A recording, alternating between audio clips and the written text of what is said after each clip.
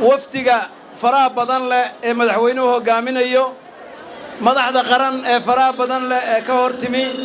heer qaran heer gobol heer degmo ummadda ku nool gobolka Gabiley ee isu soo baxday assalaamu calaykum wa rahmatullaahi wa barakaatuh salaanka bacdi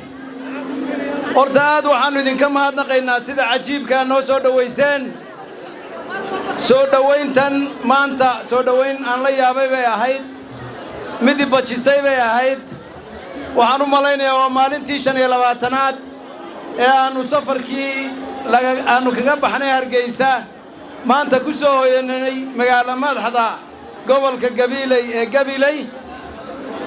meelo badan baana lagu soo dhaweeyay meel walaanu tagnaba meesha kale way ka cajab badnayd farxad iyo kalgacal baana lagu soo dhaweynayay laakiin Gabiley waxay kaga duwanayd ayadu waabayna baqa gelisay waxaan naftayadaan u baqnay lafahayaga baan u baqnay Gabiley soo dhaweyntuna waxay ka bilaabatay xunshalay ilaa iyo meesha magaalada madaxda halkan aynu joognay santarka dadku wuu ishayay waxyaabahan la sii yaabay waxa ka mid ahaa oo aan isleeyahay Hargeysana samayn kari mayso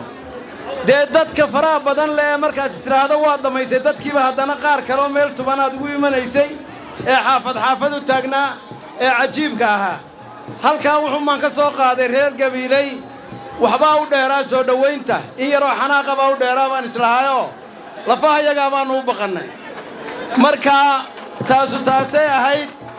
waxay la tahay xanaaqii laydinka xanaajiyay waa muujiseen waxa ku biin lahaydeen halka anigu madaxweynaha wafdigiisii min bilow ilaa dhamaad baan la socday waxaan idinka warramayaa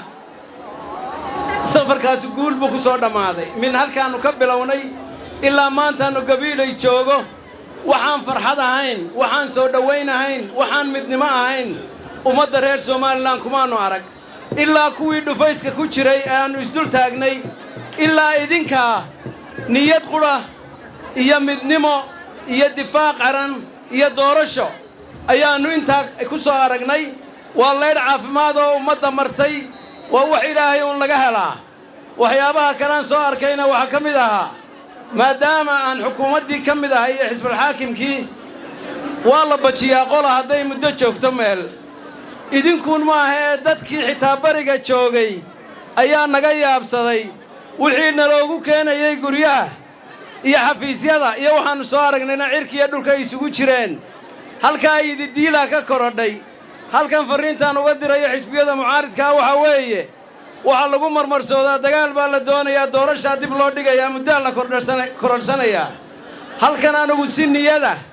anoo ka turjumaya maca madaxweynaha waxaan idin sheegayaa madaxweynuhu maanta inuu ku kalsoon yahay doorashadan inuu helayo dibna aanay u dhacayn marka ha ku lugoyna arrintii ahayd dalka waa difaacaynaa doorashadana waa galaynaana waxay isu bedeshay haddii gobollada qaar dagaal ka bilaabmo intaan dagaal ka jirin bay doorashadu ka dhacaysaa sidaa ku biyacaba wax kale ku sheekeeya waxaan intaa ku darayaa markii dhexdaan soo soconnay madaxweynuhu wuxuu nooga sheekaynayaa aniyo saajin goobo badan oo ilaa dila u dhaxeeya ilaa Gabiley oo barigii faqashta la dagaalamayay mar SNM wax weerarto iyo mar gala ayagaba ay ahayd marka asagana laftiisa markaanu halkan nimi waxaanu isku ogeyn inuu dadka u gaabiyo ayar socdo wuxuu buu mooday baan isliinay faqashti meesha ku jirto waa kii baal dhooreeyay ee ina hor cararay